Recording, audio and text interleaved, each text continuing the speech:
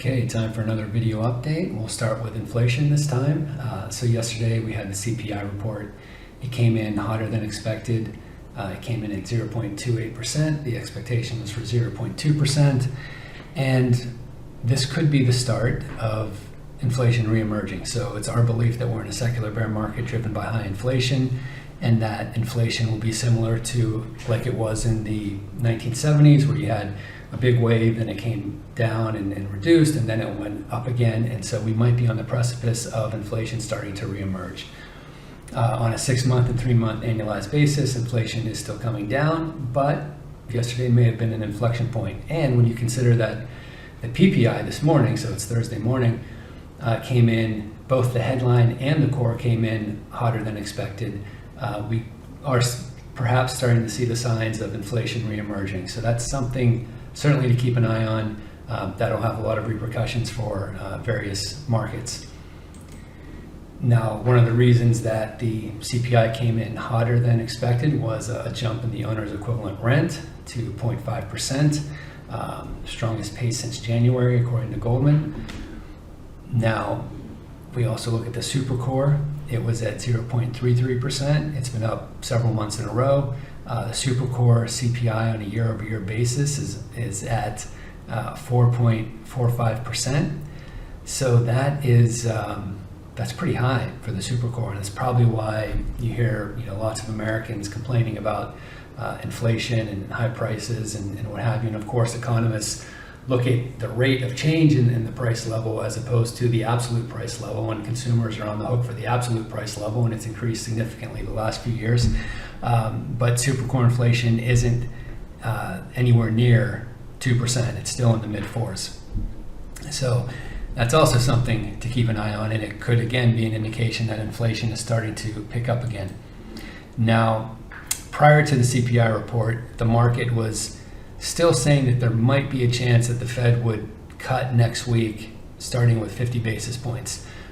So 25 basis points had the higher odds, but there was still non-trivial probability that the Fed might cut 50 basis points. But after yesterday's CPI, and almost certainly after today's PPI, that's out the window.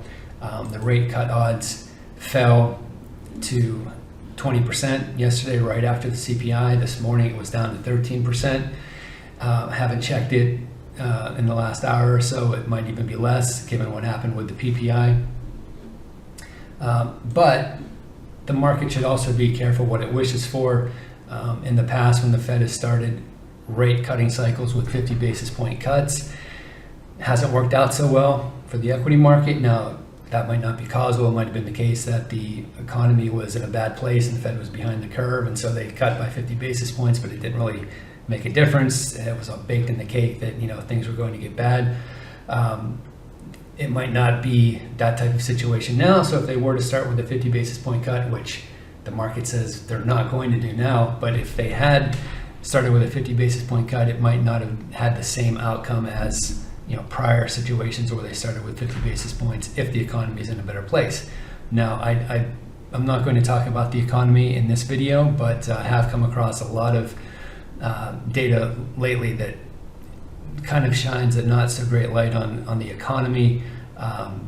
So recession is still certainly a possibility sometime, perhaps later this year, early next year. We might already be in one, according to some of the things that I've been reading. But again, this is about inflation and various macro markets. So let's see why inflation might be rising, or why it might, yesterday may have been an inflection point. Well, M2, the money supply, it is rising on a year-over-year basis. It had been falling since 2021.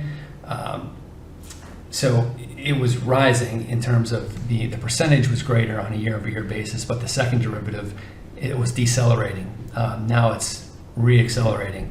So with M2 reaccelerating, that could also play into stickiness of inflation. Moreover, as I had alluded to earlier, in the 1970s, this red line, we had a big wave of inflation. It came back, and then it went back up again to an even higher level. So, it peaked at 12%, came down to 5%, and then went up to 14%. Our inflation so far peaked at 9%. It's come down to the mid twos. If we go higher than that 9%, we're looking at double-digit inflation, which would make sense given the secular regime that we're in. We are in a secular bear market driven by high inflation. So let's give a little refresher there. So this is the total U.S. equity market return, total return, divided by the headline CPI. So it's the real total return of the total U.S. equity market. The red and gold segments are secular bear markets. The red segments are secular bear markets driven by low real earnings growth. So during the Great Depression, there was extremely low real earnings growth.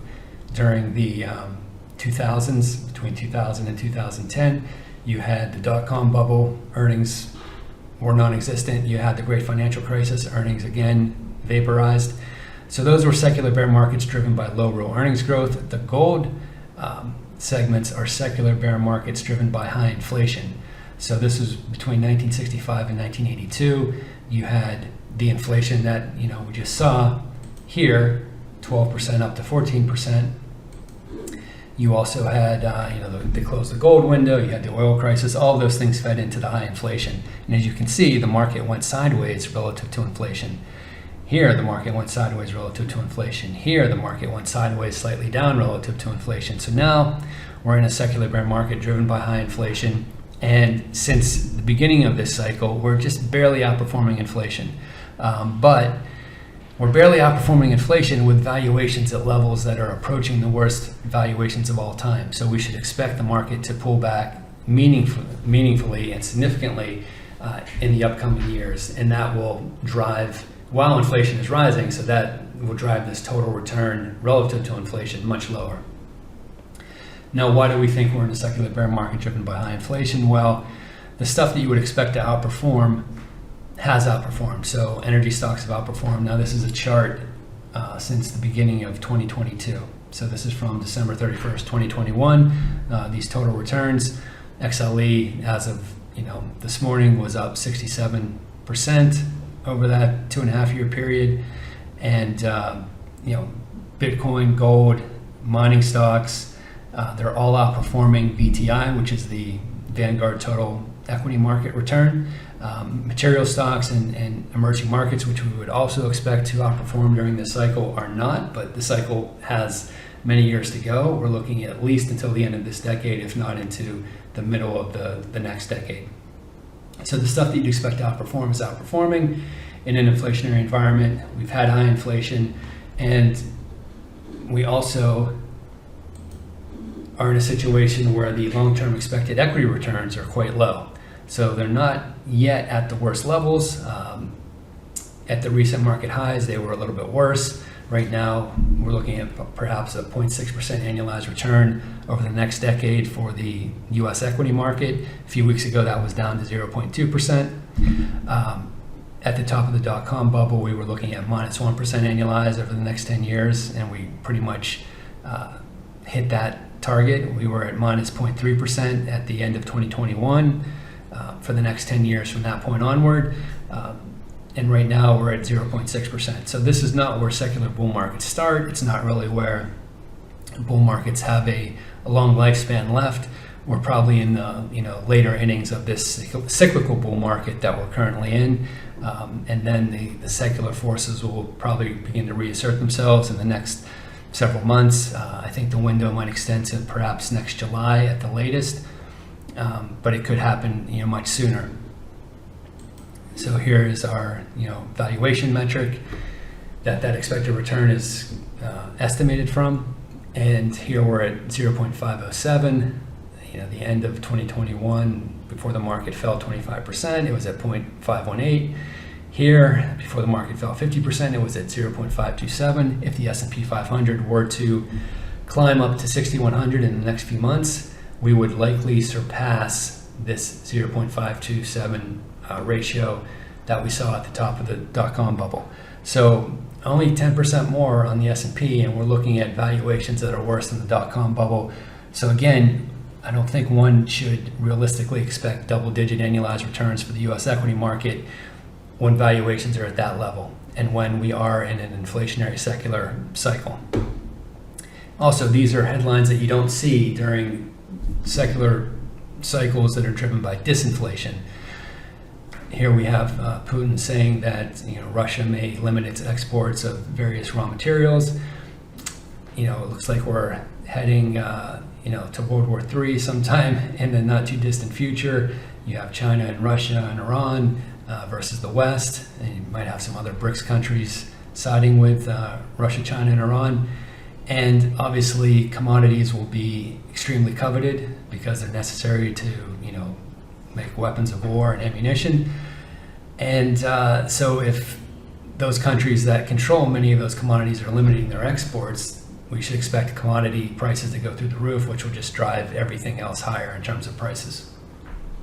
So that's yet another reason that we believe we're in a secular bear market driven by high inflation. So the overarching expectation is don't get accustomed to the types of returns we've seen since the bottom in October of 2022. This is sort of a fleeting period that will kind of segue into a much more difficult period for equities and perhaps a multi-year bear market of some significant magnitude. So that's the long-term overarching view. But if we look at a short-term, medium-term tactical view, things still look pretty good for equities. So this is our composite equity relative sentiment measure. It's had some timely switches recently. So a couple weeks ago, before the market sold off 4% last week, it was bullish, then it turned bearish. This red line, it was less than 50%. The green line was when it's greater than 50%, and then it switched back to being bullish, before this week, and the market's up, 2.5%, almost 3% so far this week. 4 days into the week, it's Thursday. So 66 is a solidly bullish number. Whenever the market is here over the long term, when the composite equity relative sentiment is at 66%, the market over the longer term is annualized 20% returns with a Sharpe ratio over 1. That's since 1994. Since 2018, I believe it's annualized 28% returns with a Sharpe ratio of 1.7. So in the last 6 years, whenever composite equity relative sentiment has been at this level, market's done quite well. And there's been several, sell-offs over the last 6 years. You had the Q4 2018 sell-off, you had the COVID sell-off, you had the 2022 sell-off. So during those periods, this was not, composite equity relative sentiment was not at this level. It was at much lower levels, which was essentially foreshadowing the poor performance of the equity market. Here it's at a level where the market has tended to do quite well. We're also only 7 weeks, 8 weeks from the election, so it's hard to envision the powers that be allowing the market to have any type of material sell-off between now and then. That would certainly influence the election, and they wouldn't want that to happen, although I'm sure they wouldn't mind it going up a lot to influence the election. But so I think the market probably has a floor. Now, if we look at, before we get to the S&P, let's just show that here's quadrants where we're looking at momentum, either positive on the right or negative, and composite equity relative sentiment either being bullish, that's the top, or bearish, that's the bottom. So we're here, we're in quad 2. Momentum's positive on a year-over-year basis, and composite equity relative sentiment is greater than 50%. It's bullish. So in this quadrant, the market tends to do quite well. It also tends to spend most of its time in this quadrant. So since 1994, 904 weeks we've been in this quadrant compared to 186 in this one, 140 in this one, and 262 in this one. So the majority of the time, the market is in a state of positive momentum and bullish relative sentiment, at least over the last 30 years. And during that time, when the market's been in this quadrant, it's appreciated at an annualized rate of 18% with a Sharpe ratio of 1.2. That's pretty good. Since 2018, it's annualized 25% with a Sharpe ratio of 1.6. So again, the equity market seems to be in a spot where we wouldn't expect any significant turbulence. It's not to say that it can't go down. I mean, it pulled back. If you look here, we had the yen carry trade unwinding, and relative sentiment was bullish. It remained bullish, and the market bounced, turned bearish, it fell, turned bullish again, it bounced. So it's not out of the realm of possibility that the market could fall, but the odds favor it being relatively stable and at least grinding sideways, if not higher. Now, if we look at the S&P 500, it had trouble at this Fibonacci extension level, 1.618, which I wrote about 2 weeks ago in our newsletter. There was going to be a showdown there. Well, the market got rejected at that level, but then equity relative sentiment turned bullish again. And so far this week, we've rallied pretty strongly. Now, yesterday, after the CPI came out, the market was down near last week's lows. And then it rallied strongly, from the morning onward, and finished at, this level, 55.50 essentially. Now, why did it rally? Well, it rallied because NVIDIA rallied. Now, it was our expectation that NVIDIA would come down here and test this trend line and then either go through, in which case the equity market was probably in trouble and our cyclical bull market was probably over, or it was going to bounce, and perhaps this was a continuation pattern. It would go higher, and that would be perhaps the last leg up in this cyclical bull market if NVIDIA were to take that path. Now, it hit at 100. It didn't come quite down to hit this trend line at 96.97. And yesterday they were presenting at a Goldman Sachs conference, and the CEO said that the demand for their chips is enormous. It's great. And it was up huge yesterday. It was up probably close to 10%. And that drove the whole market higher. So here we have NVIDIA's Huang says demand for chips is great. You had this huge rally.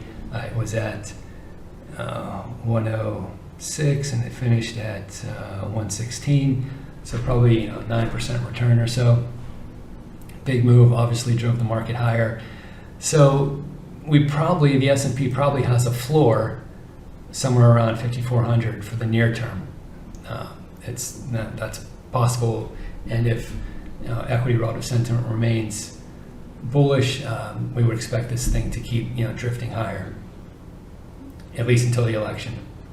Now, let's move on to gold. So gold has been pretty amazing. The red lines are where positioning is a headwind for gold. The green is when positioning should be a tailwind. Positioning has been a headwind for the last 3 months, yet gold has continued to drift higher, which also is indicative of the secular cycle that we're in. Secular bear markets driven by high inflation, gold tends to do quite well. And so this is yet another data point that corroborates the idea that we're in a secular bear market driven by high inflation. Why is it going higher? Well, central banks are, really gobbling gold up at the moment. We saw this tweet by Nassim Taleb, where he's basically saying that countries are using gold as their reserve asset as opposed to treasuries. In a secular bear market driven by high inflation, treasuries that give you a fixed return are going to lose out relative to inflation, whereas gold that floats and can adjust its price based on inflation, not that bonds don't adjust their price based on inflation, they fall, but that's the point, they fall. So if you're long those bonds, you're going to lose money, whereas if you're long gold, it will adjust its price higher because of inflation.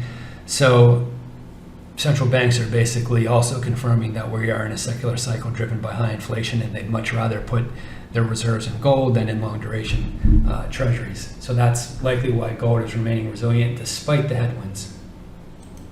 Now, is it out of the woods? Well, today it's doing quite well. It's probably set a new all-time high. So when I took this snapshot, it was at 25.42. Now it's at 25.82. So it's up 1.5%, 1.6% today. Can that keep rising? Well, I guess because of the secular cycle, it's possible, even with the headwinds of positioning, namely how people are positioned in the dollar and also how institutions are positioned in gold. They're actually positioned moderately bearishly in gold. They're positioned extremely bullishly in the dollar. That combination tends not to be good for gold, or hasn't been good for gold in the past. I will say that the data only goes back to the mid-90s, and we have not actually been in a secular cycle driven by high inflation since that, in that 30-year period. So, we're sort of in uncharted territory, at least from a data perspective. So whether or not this rising wedge causes gold to kind of roll over and fall, I mean, my expectation was it would come back down to somewhere around this level, perhaps form a head and shoulders, until positioning became more favorable and then be off to the races again, but it might not happen that way. Now, if we look at silver, silver also has bearish composite relative sentiment. It actually has responded more to that unfavorable positioning. It's been kind of decreasing a little bit, moving down and sideways. However, today it's also up big. It's almost at $30 right now. And it turned bearish in the mid 29, so it's above where it turned bearish. Whether or not that can keep going higher, again, remains to be seen with the positioning headwinds, but the secular cycle might override all of that, and we might see it off to the races again, especially given the fact that the CPI came in hotter than expected, the PPI came in hotter than expected, and we could be at an inflection point for inflation. Now, if we look at the silver's chart, it looked like it was in a head and shoulders pattern, but now it's back at 30. So, whether or not it rolls over again remains to be seen. So that'll be something we watch closely. So here's TLT, long duration bonds. This is the first time in the last 2 years where the positioning hasn't really panned out. So this is saying that composite long duration relative sentiment is bearish. In the past, so when it was red, it fell, it was green, it rose, red, it fell, green, it rose, red, it fell, green, it rose, red, it was sideways, green, it was sideways. So all of those were either winners or, they were a wash. This is the first signal in the last 2 years where it's been an appreciable loss. Turned bearish here in late July or early July, and bonds have been rising, since that time, as the market has been anticipating the Fed cutting rates. Now, bonds are down today. They were down yesterday. So the fact that the CPI came in a little bit hot and the PPI came in a little bit hot might cause this to pause a little bit. If we look at the chart, the 30-year yield, which was having a hard time getting below 4.45%. This is TLT, but these lines correspond to certain yields. This blue line corresponds to a 30-year yield of 4%. So that, it went above that line, meaning that the yield went below 4%. But now that inflation is coming a little bit hot, maybe that pulls back, below that blue line, such that the 30-year yield again goes above 4%. But I think over the long term, what gold is telling us is that central banks would much rather hold gold than long duration bonds, which is likely an admission that long duration bonds are going to be in a world of hurt in this secular cycle. And look, if we have a recession, that means that equity prices will fall, means capital gains taxes will fall, unemployment will rise, which means income taxes, the receipts will fall. So our tax receipts will fall, spending won't fall almost certainly, and so deficits will explode, more treasury supply likely put upward pressure on rates. If we don't have a recession and inflation reemerges, which it could be starting to do, then again, that should put upward pressure on rates. And then, if we have a recession and high inflation, then the wheels will likely fall off the cart. So we don't see how this really ends in a great way for long duration bonds, but in the near term, perhaps until the election, maybe bonds can continue to trend higher. Remains to be seen. Now, if we look at commodities, so this is oil. It's in a descending triangle. Will that break a lot lower? Hard to say. I would suggest it won't break a lot lower for a few reasons. One, The U.S. production tends to decrease if the price is below 70, because then shale production becomes less economical, and the U.S. probably doesn't want to cede market share to Russia and to Saudi Arabia. So the U.S., from a strategic perspective, probably wants oil prices higher than 70. And we noticed that they've started to fill up the strategic petroleum reserve again, so they're probably using these levels to buy. So that could possibly put upward pressure on oil. And again, with the tensions, geopolitical tensions, that could also cause oil to rise. I saw some data yesterday where it suggests that hedge funds and CTAs are very short oil, so we could potentially see a short squeeze in the oil market. But on the other hand, relative sentiment has been bearish for oil for several months. So this has kind of been in line with that positioning. It doesn't look like it's going to turn bullish anytime soon, at least until perhaps November, which would be convenient. That's the election will be over at that point, and then maybe we see oil rally starting later this year if its relative sentiment turns bullish. Lastly, we'll look at the dollar. So the dollar relative sentiment is bullish. It's at a pretty decently bullish level. Nonetheless, the dollar is sold off recently, but it's trying to claw back some of its losses. But it's having a hard time. It feels like there's a big weight on the dollar. Even after the CPI came in hotter than expected, it didn't really do all that much. Today the PPI is hotter than expected and it's down small, so it's not really using these excuses to rally. The data that it could use as an excuse to rally, it's not really doing that. So even though the smart money is still quite bullish, the dollar is still struggling to go higher, and so that obviously has a huge impact on risk assets as a whole. We'll have to see how this pans out. I would expect it to continue to creep higher, but if it doesn't, that would likely be very bullish for equities, for gold and silver, and also be likely bullish for bonds, because bonds, there's less selling pressure on bonds as the dollar weakens. So the dollar tends to be one of a hub that everything else revolves around. It's trying to claw back some of its losses, but it's not really doing it at an accelerated pace. But we'll keep an eye on it. Again, the smart money's bullish. We'll see if they get it right this time. They don't get it right all the time, so this might be one of those times. And that's all we have for today. So thanks for watching. Until next time.